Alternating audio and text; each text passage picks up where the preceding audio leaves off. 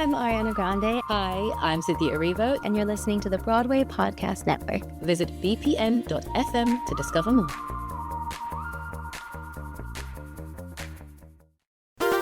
There's a cat over here. There's a cat over there. And the wrong one died. And the wrong one died.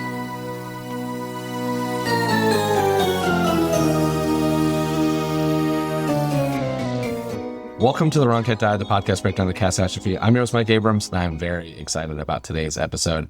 In fact, I've been waiting for this conversation since September of 2023, because back in September of 2023, I released episode 131 with Joey Abramowicz, and at the time, he's been in many production of Cats, but at the time, when we hung up, Joey told me that there was a chance that this could be coming to life. And, obviously we were very much weren't sure. And so we were waiting, but now it is official. And so we can go on the record that the Fulton Theatre has the Cats coming into their lineup this summer. And so I am excited to talk to the creative team for this production. So we have director and choreographer Marc Robin and associate director and makeup designer Joey Abramowicz. And thank you guys for joining me to discuss your production of Cats. Thanks for having us. Thank you, Mike. Thank you. I'm so excited. I can't wait to come see it. I can't wait to be involved in any way you will let me. I can't wait to pitch you all of my ideas. But I want to start, especially for you, Marc, with, I know you've done a ton with Cats as a director and all this different things you've done with it, but what was your introduction to actually seeing it or learning about it? Like, when was your first Cats experience? My very first Cats experience, I think I was 24 years old, and I just turned 63, so that's a long time ago. Okay. Auditioning for the original Broadway company on the stage of the Winter Garden. Wow. I didn't actually see the show. I went to New York and auditioned, had my audition day, but then still never saw it. I didn't actually see the show until I saw the national tour like 2 years later. But that was my first exposure to the world of the felines. And who did you want to be? Who were you auditioning for? I was auditioning for Mistopheles. Mistopheles, yeah. Okay. Ready and to I do actually turns wound and up everything. auditioning for the show a lot over the course of like 8 years, and then eventually got cast as Skimbleshanks in the Vienna Company, but never did it. Okay. I got hired, but my life at that point, I had started to switch to the dark side of directing choreography. And I got the offer to perform at the same time that I got an offer to direct something in Chicago. And ultimately, that decision changed my life. So I've never, ever been in a production of Cats. Okay. And you had to choose between Vienna and Chicago. Yes, but yes. I chose Chicago. I love it. Okay, so I want to hear from both of you. How many times have you been, I know in the show or behind the scenes or involved? Let's go through your laundry list of the amount of times you've done it. Because I know, Joey, I think we were at 8 or 9 when we recorded. I've done 9 productions. Marc? I've done 9 productions as well. Okay, let's run me through them. Give me them in order. Oh, golly. I told mine on the last episode. Yeah, and I haven't even thought about it. So I've done, the original one was at the Marriott, and then I did it 5 years later at the Marriott.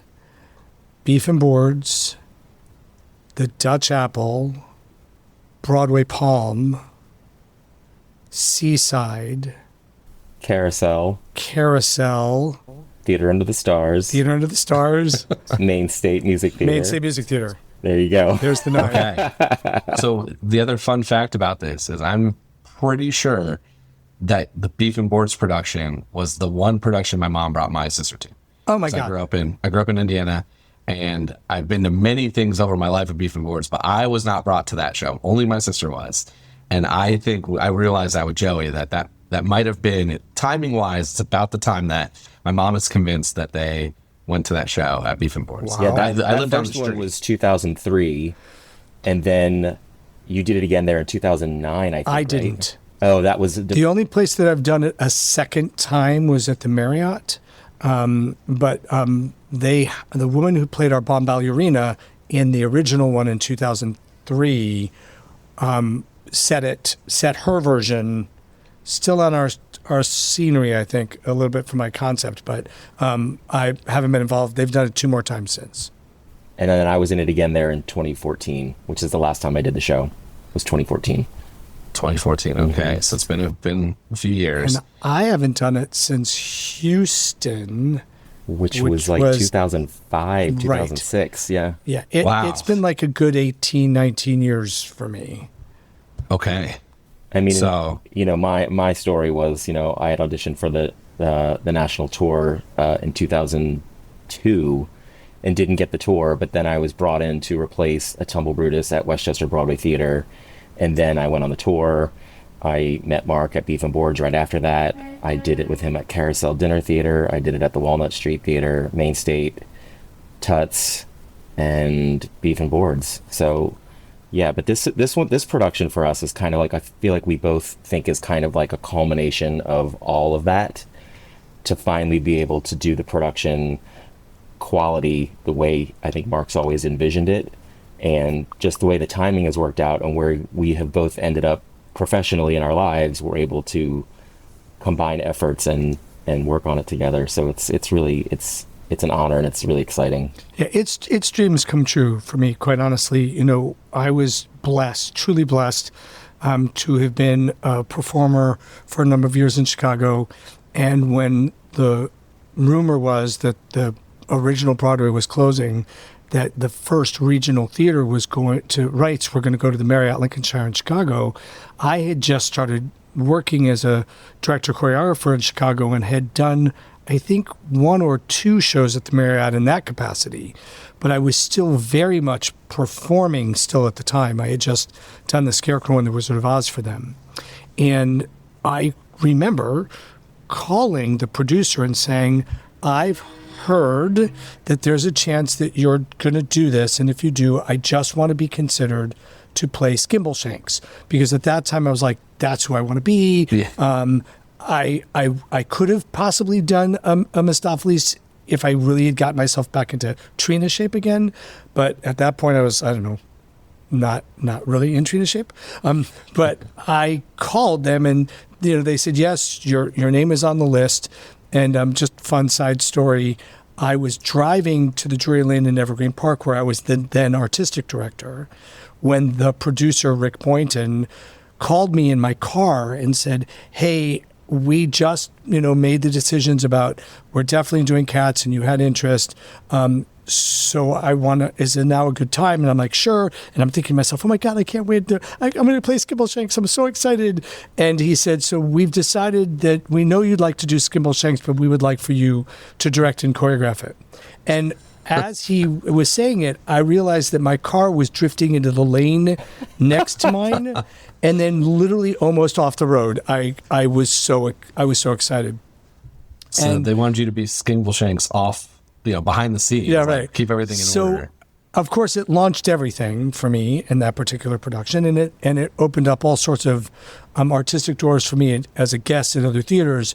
But to Joey's point, because the Marriott isn't around, and my original dream concept was to take it out of the Junkyard, because at this point now I had seen Cats numerous times, and I wanted it to be someplace more magical for this event that was happening, that only happens once a year, and to take it into a more magical place. And I had grown up in Fort Lauderdale, where there was an abandoned amusement park right near my house. And my friends and I would always used to go play in there after dark. We'd climb the fence, and it was this scary but really cool place. So we took it out of the Junkyard and put it in an abandoned amusement park as much as you could in the round setting. And as much as I was able to in the productions that weren't purchasing or recreating the original Broadway set. When I did it at Main State, when I did it in Houston, they had, recreated that set. So Carousel, they had a concept, the artistic director had a concept to do it in the Firestone factory, because Firestone is so indicative to their area. So I've always wanted to do it in an abandoned amusement park that comes back to life once a year, because Mistopheles uses his magic to make this happen before the cat is chosen. And I've always seen it in a full-scale along the side of a roller coaster that comes back to life, with Ferris wheels and carousel horses and a completely immersive, fully theatrical thing. And I've had snippets of that, but I've never had all of that. And this production will fully realize, especially at a point in my career where this will probably be it for me. I can't imagine I'm going to get myself back into shape to teach this incredibly dance-heavy show and not die, as a result of it. But it's the culmination of everything. And then to make it really personal, Joey was a part of my second production. So I did it at the Marriott, and then I went to do it at the Beef and Boards for the folks at in Indianapolis. And that started my friendship with Joey. I met him then. I've been involved, and Joey's been involved in my artistic journey almost my entire life since. So when we picked it, I ran to him and said, look, we're going to do this. I don't know what our capacities will be at this point, but we're going to do this. So to be able to bring our relationship full circle in this dream is kind of, it's just amazing for us. Agreed. I love it. Yeah. I love it. I want to come back to the amusement park stuff, but before we kind of dive into this production, I'm very curious about how you choose your season. Like, I'm always curious about how Cats ends up the choice. Like, you obviously have to get rights to it. You have to kind of choose, but you're picking 5-6 shows, whatever it is this year. How do you decide, like, this is the Cats year, or this is the thing we want to bring in this year? That's easy. For 14 years, it's been the Cats year. We've just been told no for 14 years. Okay. So honestly, with Cats, it's you pick the season around it. When you find out that you finally get the rights to it because of the national tours or the other people that have gotten it in between you, you then go, oh, great, this is the year. What are we doing around it? For us, this was the perfect year because it wound up being the year of the blockbusters, because at the same time that we were getting Cats, we were also getting Frozen. So it just seemed like the perfect, well, then let's go after blockbusters or premieres. So Superstar has never been professionally done at the Fulton. Anastasia, premiere, beautiful premiere, and obviously Frozen and Cats. It felt like the perfect thing in Anastasia that lined up for this. In general, I will usually try to pick what is the Christmas title and build the season around it, because it's usually your biggest title, because it's our longest run. And then what goes along with that. So that's kind of the formula. Okay. So now we have Cats this summer, June and July. And you kind of tease a little bit of this. So this was my first question is, the Junkyard is going to be an amusement park. Like, what are you willing to share? This is going to come out for audiences to hear, so that way hopefully we're going to get people from all over, at least the East Coast, to come take the train, and if they're not in town, and come see you all. We want the super fans. We want the Cats super fans. The Cats fans are traveling, Jellicles of the world. We want all of them. Okay. Tigerettes. Yeah, bring everybody, whatever they're called. Everybody that's if you've written fan fiction or if you've drawn some art, we want you there. So you said that this is going to be an abandoned amusement park. Mm-hmm. So walk me through, like, what does that feel like and look like? What do you tweak the story of that? Because, like, you have the rights. This is obviously a 45-plus-year-old show. So how do you kind of make those adjustments to fit that setting where it doesn't change the story, but it allows you a little bit more space to play in the environment? Joey? I mean, the way the show is structured, I feel it's one of those shows where you have the ability to do that, because there's nothing really in the text that says this is in a junkyard with garbage and that's where it has to be done. So setting it in all the different places we've done it, that's what's really exciting about creating the story within the environment that you're in. So, we've had the chances to do this in a tire factory, in an abandoned theater, in, like Marc said, previous productions of his, the amusement park. We've done it in the junkyard set, which is very strange because I have doing Marc's version of the show on the original set is also a completely crazy experience.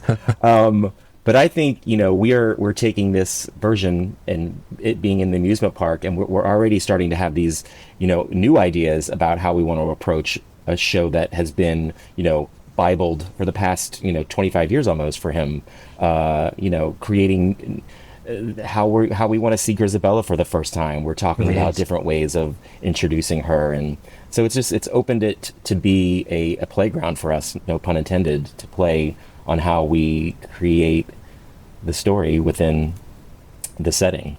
Yeah. And the thing that we know, which we're really excited about here, because we don't get to do it very often at the Fulton because of the way our house is set up, is to also make it from the second you walk in the theater, you're in the experience.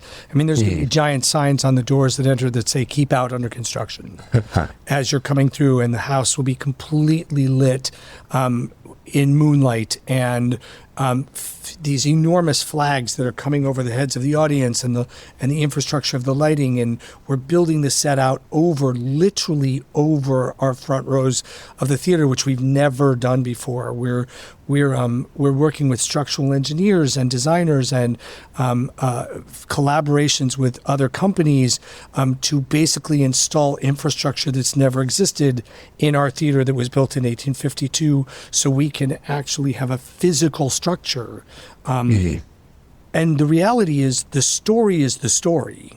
Yeah. Where it takes place isn't indicative, like West Side Story has to take place on the streets of New York. Yes. Right. So, or Dolly, you should have it take place in the Harmonia Gardens. For Cats, it doesn't indicate that. What does happen for us in the environment is it allows a different set of toys for them to play with. And then the other, I want to say change, but some people pay attention to it and some people don't, is the original set was oversized so that it felt like it was a cat's perspective in a human world. And I told this story recently. There's a friend of ours who's also been very involved as my assistant for years in this production, Buddy Reeder, who we talked once about the scale, and he's a cat lover. He has cats. He's always had cats. And I recently went to visit him, and in his house, he has a sort of jungle gym for cats in their perspective, not in a human perspective, because we're not going to play on it. They are. And I was like, well, why couldn't this be their playground? Why does it have to be from a human scale so that the cats scale down? We're observing this. So this really is a full scale to them place. We're not trying to have one tire that looks like it takes up the whole set. We're watching their environment, so that we can have, it's a 4-story set. The highest platform's over 20 feet in the air. They will have the opportunity to perch in the house, in the seats. We're building an infrastructure that people can come from the back of our balconies straight down and onto the stage along the sides of the audience, so that it is a fully dimensional, wide and up playground. I cannot wait to come see this. So when you're talking about scale, obviously that's been a hot topic for Cats, especially since 2019, where that movie kind of messed with the scale in a lot of different ways. But I'm interested to hear since this is an abandoned amusement park, it's not so you're basically saying it's not a human abandoned amusement park. It's a cat's abandoned amusement park that they would go to, and that, okay, I love that. So imagine, the best way to look at it is imagine that there is a pet store, right? That is used to be the best pet store ever. Okay. And the way you could view your potential new family member was behind a sort of fence, and on the other side of that fence was a giant area like a toy train set that is set up as in a playground for these cats, and you can come in and watch that playground. And then that goes out of business, but the cats in the area have found a hole somewhere to come back to this abandoned place. Does that make sense? Yeah. So we're voyeurs in this room, but to them, it's their world. Yeah. I, again, cannot wait. So let me ask you a tweak on this, though. So you say you want the super fans, you want the Cats kind of loyalists, and these are the people that know every inch of this story. So do you think about, or are you thinking about, when you're going to tell the Cats Bible to the performers, the tweaks in the personalities that could come from this? And I'll give you some examples, because I've thought a lot about this since I've heard that this is an amusement park. Like, is Skimbleshanks going to be a train?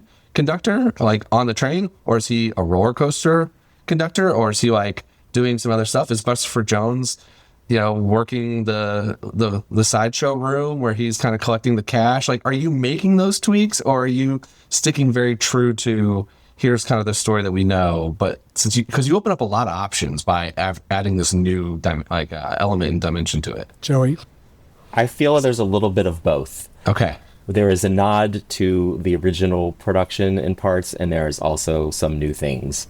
I think that's when I had obviously done 2 productions of the original show before I met Marc, and that's one of the reasons why I really wanted to work with him on his show, is to see where it could take me, as a performer, and what new things I could experience in the show.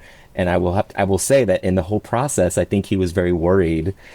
There were 2 other people in the production that I think had done the original show before, and I just remember early on in the process, he was what's the word I'm looking for? You made it a point to make sure that we were okay, that we weren't being dishonored by what we had done before. And I think there was one moment where we said to him, hey, we signed the papers, we're here, we are ready to do whatever is asked of us, because this is the type of show that allows you to do that. So I think it's going to be a joy for a performer who may have done the show in its original state, and it's a joy for an audience member to go in and experience something that is different. I mean, the show's as old as it is, and I think we pride ourselves on this at the Fulton as a whole, if we're producing a show, to not show an audience something that they've seen before. Because, I mean, yes, that's great, but it's also a show that you may have seen a gazillion times, and why not come and maybe take a new spin on it and see it in a different way?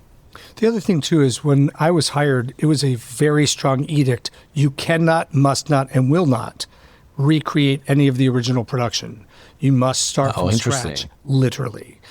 If anything is reminiscent, it's got to be by accident, and certainly not like, folks that'll do Crazy for You will still do the bass fiddles. Well, that's technically plagiarism because that's Susan Stroman's work.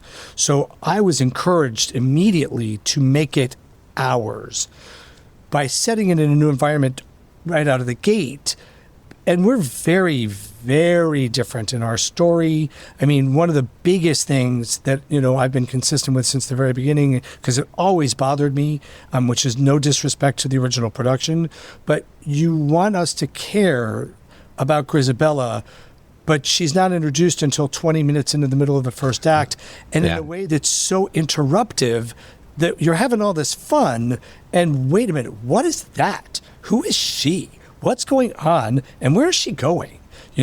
So in our show, at the end of the overture, before music really begins and comes back in, which is still respectful to the material on the page, because we're not rewriting, we're not doing anything, we're just artistically telling a story. There's a sort of storm that's going on around this park, and especially now because we have all these video walls, which I'm so excited about. So we have the ability for the audience to feel this superstructure but not see it. These clouds that are covering the moon with this storm of some kind, and these noises, and into the room walks this hidden figure that then you see touching things from a memory standpoint, hugging the sort of carousel horse, and re-examining this environment. And instantly, this is somebody that's come to a place that was once familiar to them, and then they hear dun-dun-dun-dun, sound crash, and they look. And then they look, and then they decide, I don't have the courage to stay. People are coming, and you see them run away. So the person you're supposed to have the principal relationship with in the show, you meet first. So then when she comes back 20 minutes later, you're like, oh, what's going on here? Then you see everybody react to her and snare at her, except in our version, one cat immediately goes to her, which is syllabub, so you're establishing a relationship.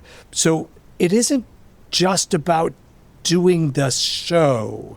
It's about telling a story and how that all transpires in the world of a theme park where Skimbleshanks, to go back to your question, does come in on a railway car, because almost every theme park has some sort of a get on here and go to this land. So he's coming in on that little thing. He's the railway cat. He's our park conductor. Christopher's a visitor. He's always been a Okay. visitor. So he's just some visitor that goes from place to place to get food and go on. And he's probably financing it. You know what? Hearing you say that, I wonder if this show even exists if I'm introduced to your version first versus seeing the version I saw first, because I did walk away with this, like, you know, why are we picking her? And I have a lot of reasons for that, but I feel like part of that was I didn't understand the arc until the very end. And then I was also like, why can't she stay? Like why can't she ride some of these rides for a little bit longer? And so I've kind of always felt that way, and that's where this story kind of started. But I feel like that tweak would maybe have prevented that from coming up, because I'd be like, oh, okay, I kind of see this as the introduction to it, versus in most of the productions I've seen, or at least a lot of them, that performer is actually dancing in the opening number, just as a different cat, as a different character with some ambiguous name. Yeah. Well, we have 36 cats. Okay. So we've got enough. We got a lot of people on stage. Yeah. Do you have to add some names doing that? Like, how do you? We've been creative with some names. Yeah. Okay, so who have we added? Can I make some gosh. backstories up for some of these cats if you need to add people? Sure. I mean, we've taken some of the names from the naming of cats, Yeah. obviously, and then we've kind of asked some staff, do you have kitties at home your that cats? you'd like to have, in their show? So, like, my cat, her name's Callie. We call her Calliope. We call her Callie Girl. So Mark's like, let's name one of them Calliope. And how perfect to have a cat named Calliope Right. in a circle, in in an amusement park.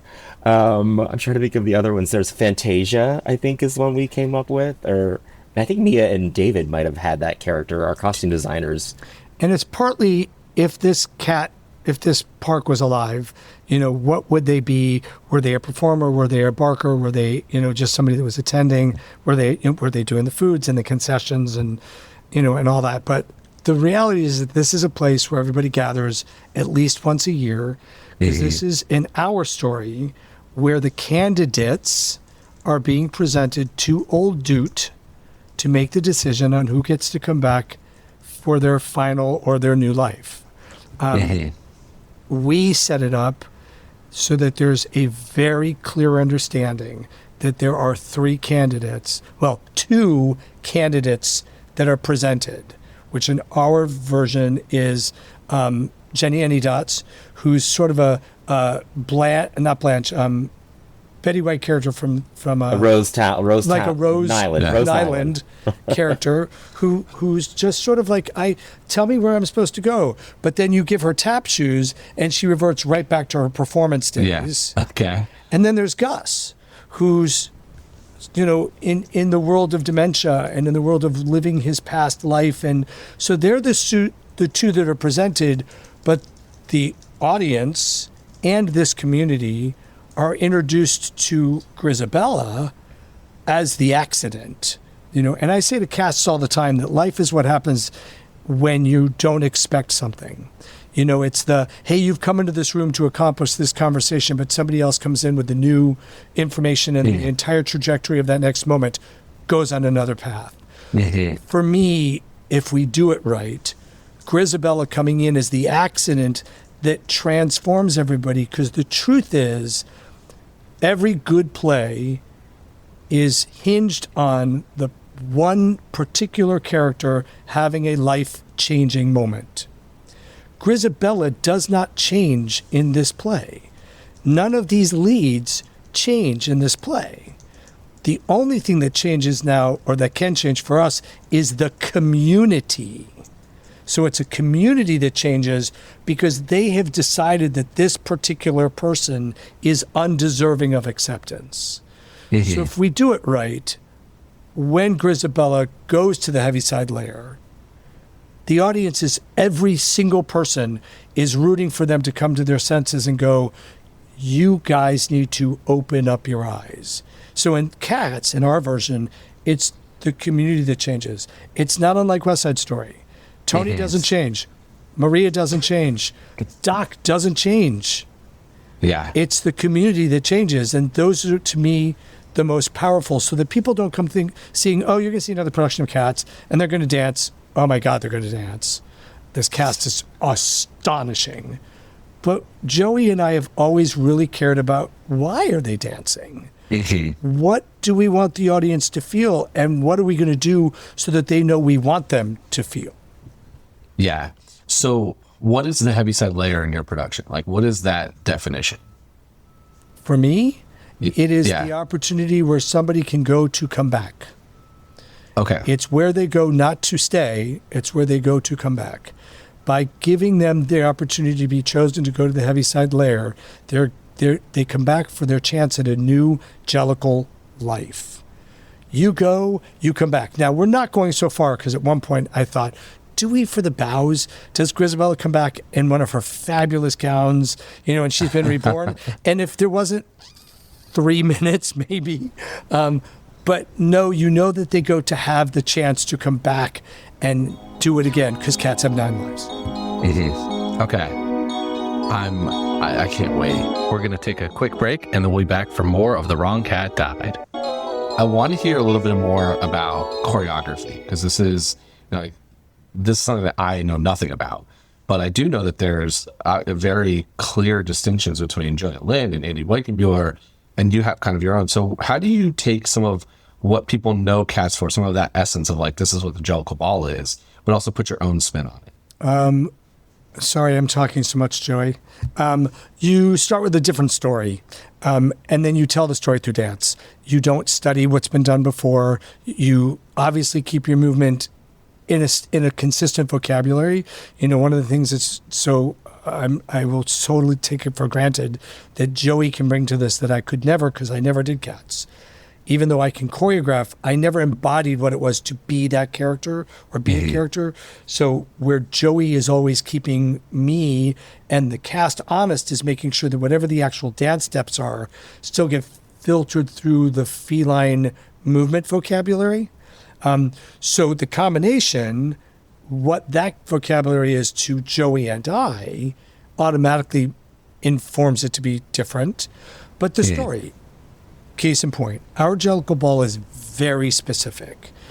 I wrote out a syllabus that said the ball is an annual event, just like any society, whether it's the Masons, whether it's, anything that says, hey, at this thing, there is a series of events that always happens.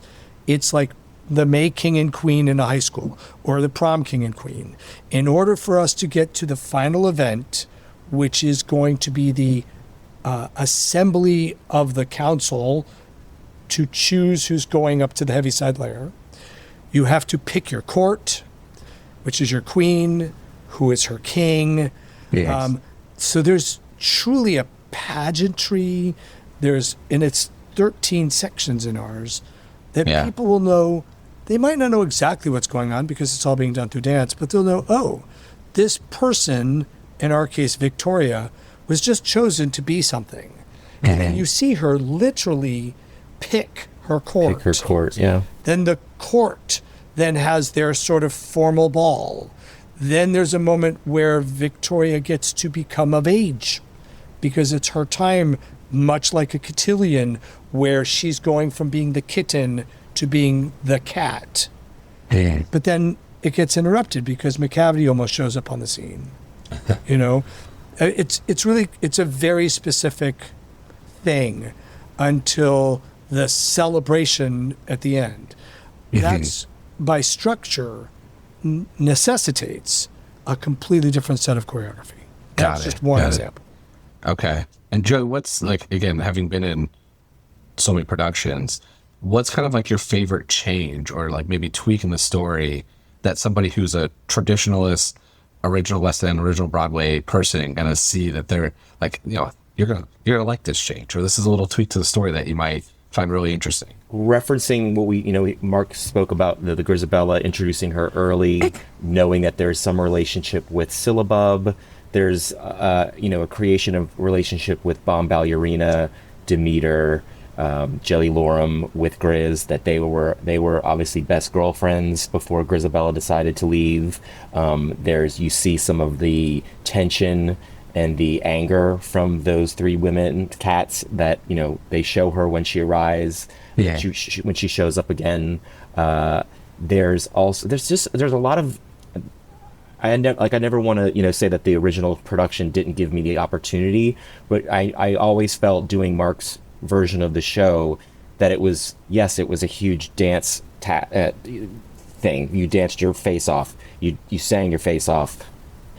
In his production, it is an actor's show, which as a dancer, which everyone looked at my entire career as a dancer, doing his production of the show, it let me exercise my acting skills. And I think that's the thing I love most about it, is that if we do it right, and if the performers live in that world as well, the people who are watching it, whether they are purists or not, they're going to feel that and be a part and let that, that's going to seep into their experience of watching the show.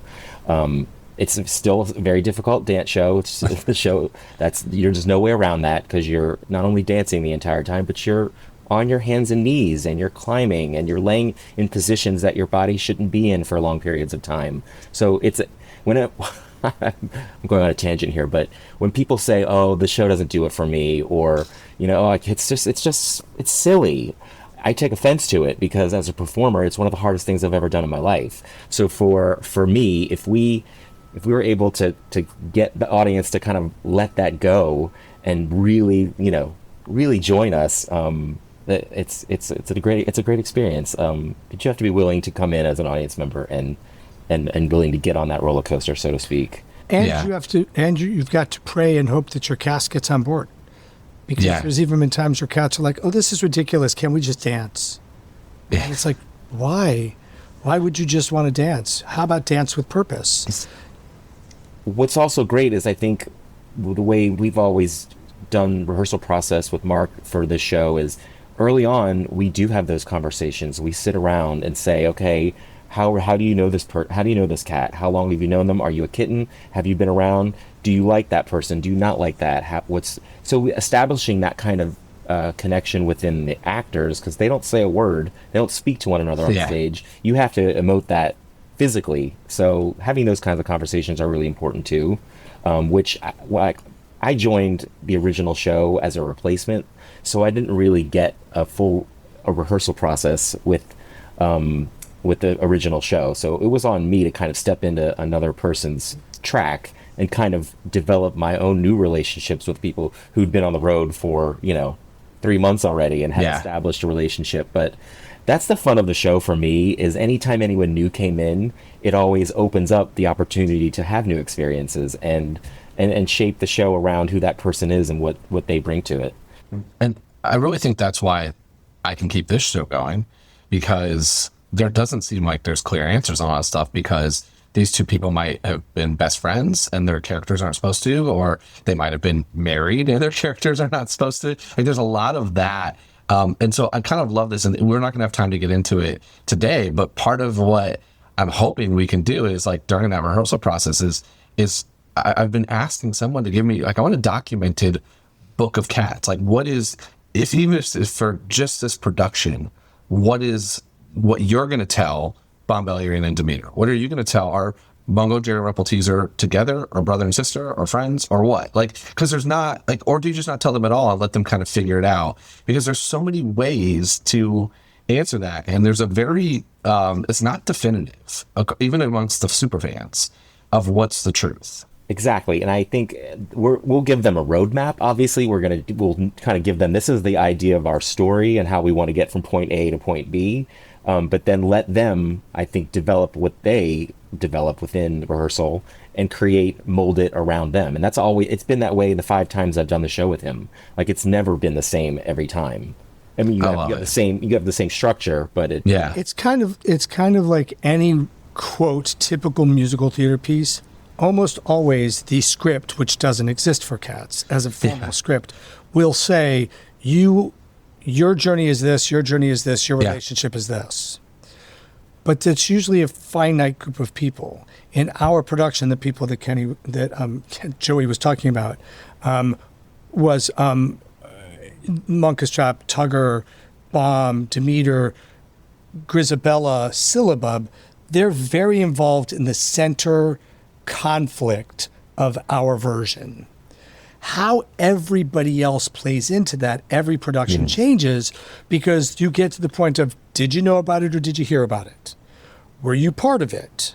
Do you not care about it? Are you only here because you want the free food? Are you only here because you want to celebrate? Do you want to be Buster, yes. So we get to do that, which changes every single show. But what's documented, and they'll get this on the first day of rehearsal from us, is here is our story.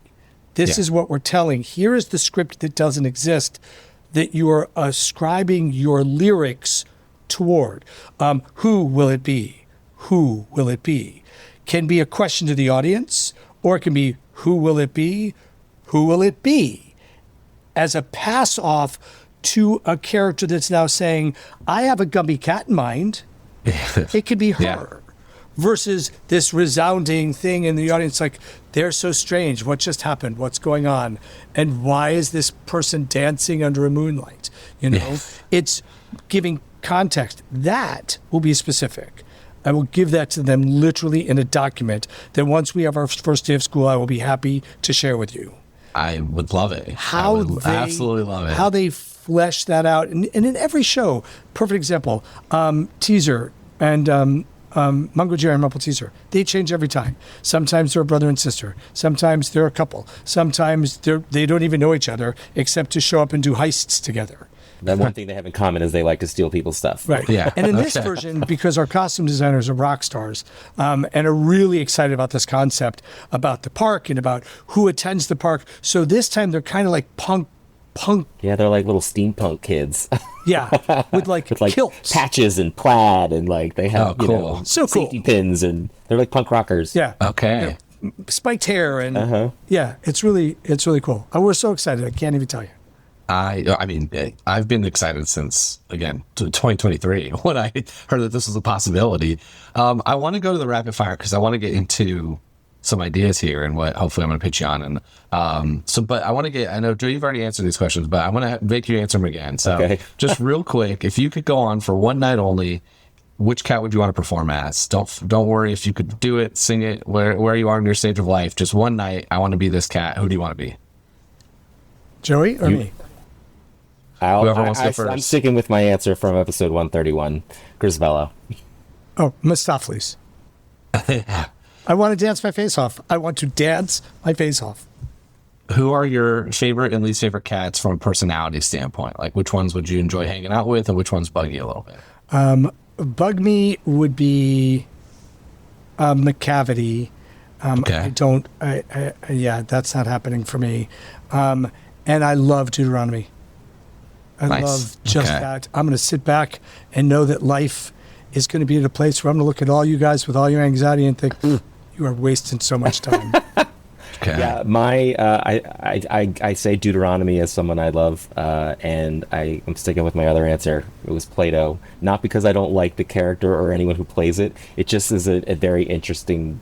It wasn't a role ever that I was like, oh, I get that story, and so I think. I don't think I said this even to you, Mark, yet, as I really want to work on creating more of a character story for Plato in our production so that I can... And especially since in ours, he pieces out after the ball. Exactly. He takes his food and goes. Yes. Okay. Favorite song in the show? Mine is still The Moments of Happiness. Oh, yeah. I agree with you. Okay. And if you were going to let one cat direct this production, which cat would you let direct the production? In this particular production, it would definitely be Jelly Lorum. Jelly Lorum, okay. Okay. In this particular production, probably either Jenny or Jelly Lorum, yeah. I was waiting for one of you to say one of the extra names that you made up. Fantasia. It could be, because then they could have any story. They could have been, the best director that just happens to be there today. I am so wrong. I'm talking about Kelly Bullock. She's Jenny. She's not Shelly. It'd be Jenny Andy Dots. Jenny Dance. Okay. My thought is always Skimbleshanks for this answer. And Skimble's always, just from a character standpoint, analysis. But, okay. And now, obviously, I've argued at length that I don't think Grisbella's the right Jellicle choice. So, Joey, you're on record defending Grisabella. I am. So, Mark, who are you, if you got to choose, ignoring if it's for this production or not, just if you're making your Jellicle choice, who are you picking and why?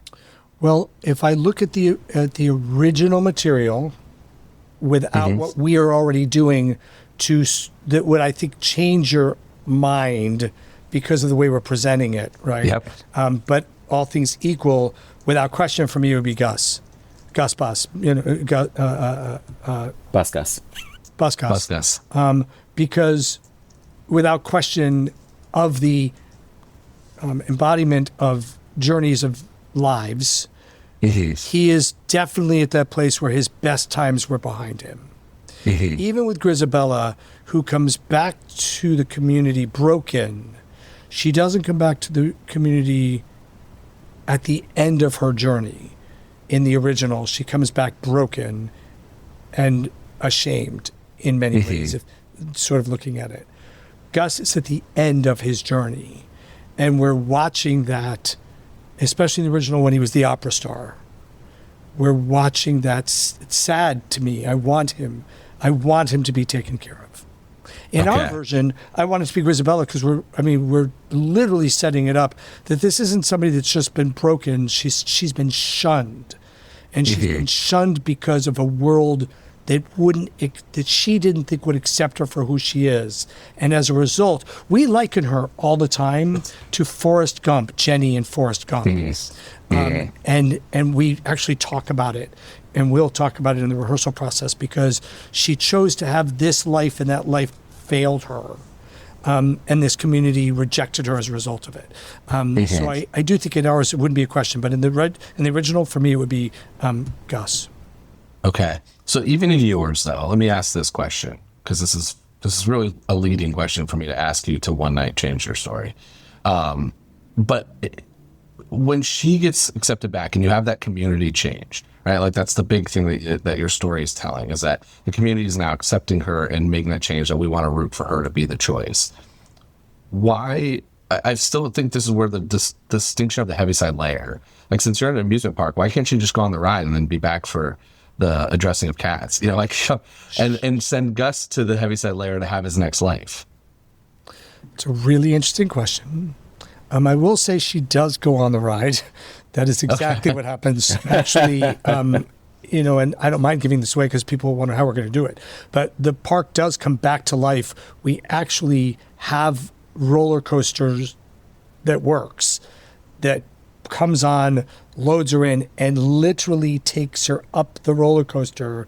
And then the video takes over, so you see her go to the moon, literally. Circles the moon. And so she takes that ultimate ride. Which is, I cannot wait up and out to see. And because Gus, and the way that we do Gus isn't ready to go in our production. Gus is just that old grandfather type who's telling you the story versus telling you the story through pain and, oh my God, I'm about to go. He's just that guy that's like, oh, I can't wait to tell you again. And all the nieces and nephews and great nieces and nephews are like, oh my God, here's that story again. Or those people that live for every year at Christmas. Yeah. So you hopefully won't feel like he should have that. Was chosen. There's nobody really that's Not the Jenny? perfect candidate that's so broken that you want them to be healed. If we do our jobs. For Jenny, you just asked, what about Jenny? I think Jenny is like a first-time nominee. Yes. She's got years ahead of her to be nominated again. Like she was just like Mark said earlier, the guy got a thought. Oh, I have somebody that I'd like to nominate her. She's never been nominated before. And she's like, what's going on? Like, me? Yeah. And they sort of bring her center, and she's sort of batty. And then at one point they're like, dance. She's like, oh, dance, great. She's got many more nominations ahead of her. Okay. I just really want one night where I can claim that I have successfully gotten Grisabella to not be the choice. That's my end goal here. The good thing, Mike, is that the tagline of this show is now and forever. Right? So I think you're going to have many more chances. Yeah, that is true. But I'm talking to you right now, so I got to pitch it while I'm here. I will also say, just because I've learned the hard way, there's some changes you can make where the folks that give you the license to the show are in support of it, and there's some that you can't. I mean, this isn't talking out of school; it's actually in a book, the sort of sequel to the Chorus Line Journey, and Joey was in this production. Once again, I didn't want to do it in the episode I was on. So I re-choreographed it from scratch, reconceptualized the whole thing, did it as though Bob Fosse was the choreographer because I'm a Fosse boy. And at the end of the play, every single night, you had to dance to be chosen as the final 8. And our Zach chose different people every This is my dream. single night. And those cast members knew you were dancing for it. And the guy that was playing Zach was truly watching you through the whole line, like an audition. And there were nights, many of them, that Cassie wasn't chosen. Yeah. And sometimes, what's her name? Sheila was. And about 3 weeks into a 5-week run, I got the cease and desist letter that said, look, you can re-choreograph it, you can reconceive it. We don't appreciate it. At the time, there was a lot of, this should never, ever have been changed, although now it's been done a bunch. We were the first to kind of do it. But you should, you cannot make a change. And this was, 15 years ago, and it was the first time I'd ever done anything that radical. And I know now that if I were to make those kinds of structural changes, which has been very few since then, to ask permission. Yeah. This is one of those things where it's written that way. It's a major change that won't be, so we honor it. Yeah. No, I heard about this. That is truly my dream. An audience vote is my dream.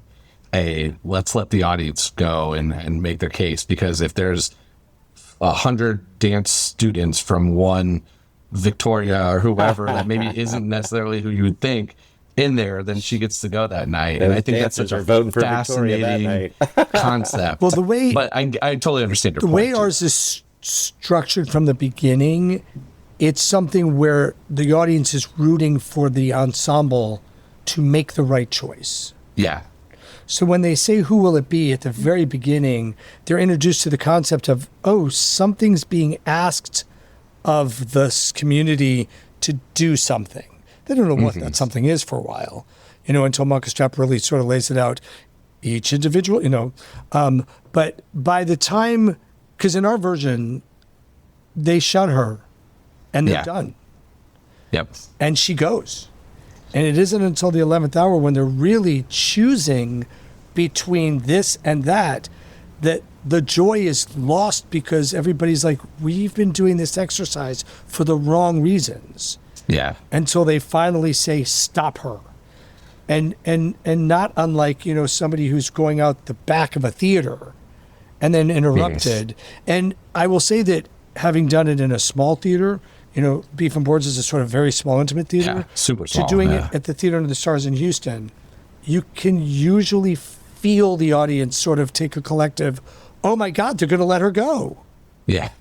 And I hope when you see it, you feel the same way. I think I'm just going to have to settle for you letting me ride the roller coaster after the show or before the show on time. Sign all the insurance papers. I'll sign everything you need, whatever you need. I take the risk myself. But no, this has been so fun. I cannot wait. How can people, let me get the dates. Let's make sure you get it. Let's plug. How can people buy tickets? It's June 13th to July 20th. Fulton Theatre. I can tag the website, but how can people learn more about everything that's coming with this production? Joey? Follow us on our social media. We have Instagram. We're on Facebook. We have a TikTok. We have a YouTube.